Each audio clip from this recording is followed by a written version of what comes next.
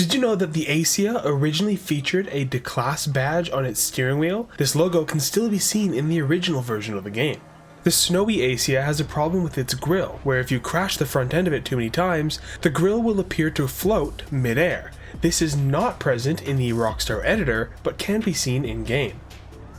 The Astrope is both based on the Camry and the Toyota Orion, and the car's name in the beta version of GTA 5 was source coded to be the Orion, which is the closest we've had to a real-life name making it into the game. When the Astrope GZ first released, the race front bumper modification didn't physically appear on the car, and would instead show the street front bumper option.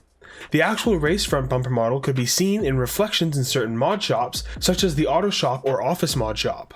This was fixed during the Bottom Dollar Bounties DLC. The Dinka Chavos V6 was originally labeled as Karen on the Southern San Andreas Super Autos website. This has since been fixed, but it was an interesting error when it first came out. The Cincamela's faded purple livery appears to be based off of the Maserati Gran Turismo Zeta, which is where this car may have gotten most of its inspiration. The Cognoscenti was originally supposed to have an Arena War variant, as the game files from that update suggested a third variant of the Cognoscenti to be released, which was likely an Arena Ready or Arena Contender vehicle that was cut from the update. The Cognoscenti 55 has a small dent on the center of its front bumper. This isn't seen on any of the other Cognoscentis, and it's odd that it's so apparent in certain lighting. The Cognoscenti 55 Armored has 3 different names throughout the game. In the base game, it's called the Cognoscenti 55 Armored. On the website and game, it's called the Cognoscenti 55, and in the creator, it's called the Cognoscenti 55 ARM for short. The Cognoscenti Armored came with 80% armor and bulletproof tires as standard when purchased, which is shared among some other luxury vehicles as well.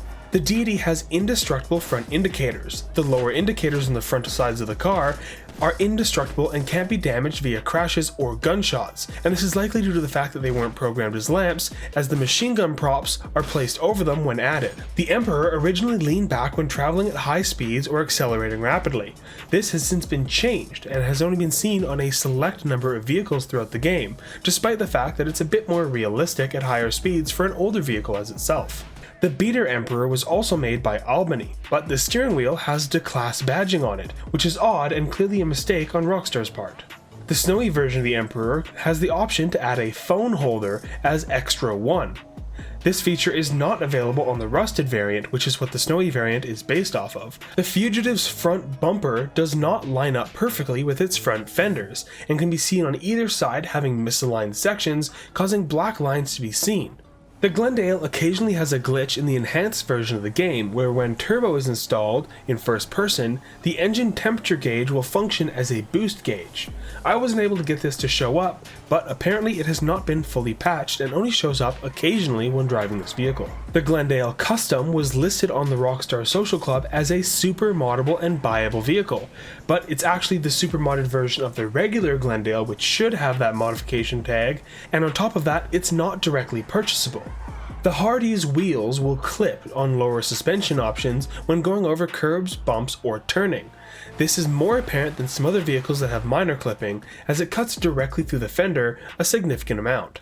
The ingot can be seen in the Pisswasser commercials within the game, but it can be seen with a VD90R body kit, which is not available in Los Santos Customs or any other mod shop, though it would have been nice for Rockstar to add this as a wide body variant. Let's just hope it doesn't come as an LS car meat ingot. The Intruder's chrome tip exhausts literally only add a chrome tip on the end of the exhaust.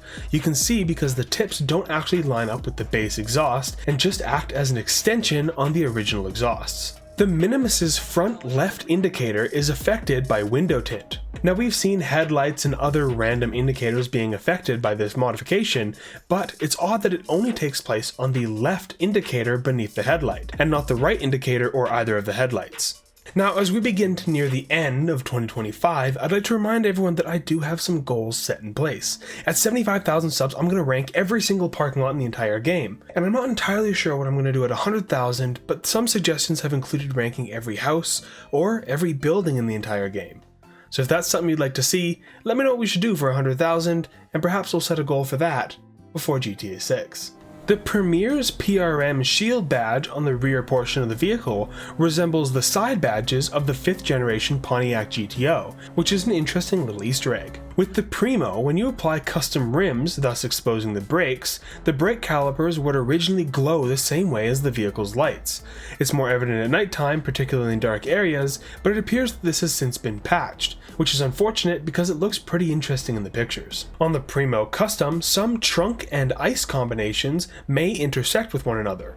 Some trunk options will remove the underside of the ice combinations, while others will not, causing them to somewhat overlap. The Regina's headlights have a bug where if you modify them to be xenon headlights, 2 halogen headlamps will stay the same, and 2 xenon headlamps will appear instead of 4 total xenon headlamps. I'm not sure I'm saying that right, but let's move on. Xenon lamp. Right, Xenon. Xenon. The Reinhardt's front right door moves at a slightly slower speed compared to the rest of the doors, hood, or trunk. This is easily seen when opening all the doors in the interaction menu in GTA Online, and as you can see, it's at quite a delay. The Romero hearse is the only vehicle manufactured by Chariot, though it still retains its Albany badging, suggesting that it might just be a coach builder firm. On top of that, a wrecked Romero can be seen on a car jack in the La Mesa branch of Los Santos Customs. Now there's a lot of shafters in the game, and starting with the regular shafter, its taillights are improperly textured, causing part of the inner trunk texture to bleed over and the taillights to slightly stick out. For the Shafter LWB Armored and Shafter V12 Armored, they both feature extra white strips on both front seats. I'm not sure what these strips are meant to be, as they do float within the vehicle, but it's the only unique or broken feature about these vehicles I could find. So as much as I didn't want them to share a fact, unfortunately that's how it has to be. The Stafford is one of the only vehicles in the game that has a hood that opens from the center. This was very common on older vehicles, and it means that you can knock half the hood off when driving this vehicle. The Stanier has a visual bug when the car's tires are burst that makes the rims partially invisible, allowing them to be see-through at certain angles when turning the vehicle. The Stratum actually has 3 different modifications that spawn in traffic that can't be changed in Los Santos Customs. It can spawn with a roof cover, an open sunlight, or a glass sunlight, with the most common option being the open sunlight.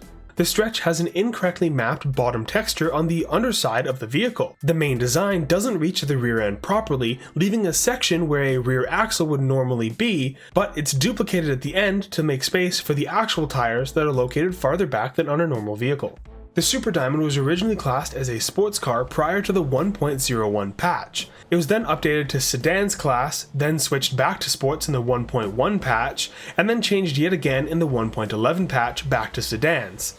But it's also seen listed in the sports class in the GTA 5 strategy guide. As you can see under the sports section, there's the Super Diamond, which has been labeled as a sports car in the official strategy guide for GTA 5. The Surge's rear bumper can be seen from the inside of the trunk. This is due to some minor clipping, and many people will never notice this because who drives the Surge, let alone opens its trunk.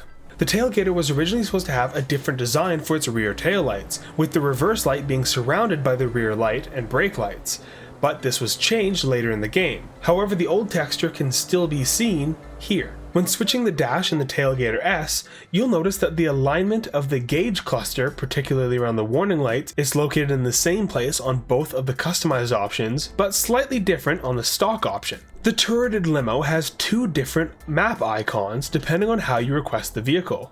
If you call it via Pegasus, it will have one map icon, but if you request it via the CEO interaction menu options, it will have a different map icon. I'm not sure why these aren't the same, and I believe it's the only vehicle to feature this type of error. However, I might be incorrect. The Vorschlaghammer's Drift Tune variant lacks the dynamic first-person drift camera that is present on other Drift Tune vehicles, which automatically angles the first-person camera to compensate for the drifting mechanics. However, in the Vorschlaghammer, this has to be done manually, making it slightly harder to drift in first person.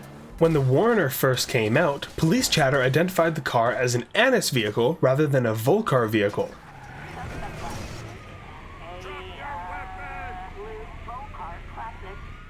From my research, this has been fixed, but the front license plate still appears to be slightly tilted to one side when viewed head-on.